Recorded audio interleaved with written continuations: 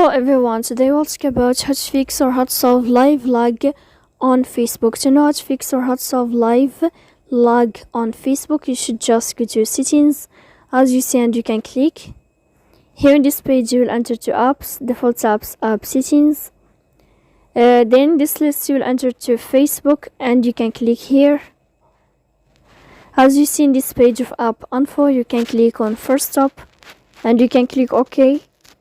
Then you will enter to storage. Here you can click clear cache.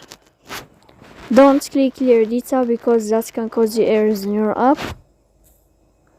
In the end, you can go to Play Store, you can search about Facebook, and you can click here update to update your app. So please don't forget to support us by like and subscribe. See you next time in another video, and thank you for your attention and your watching.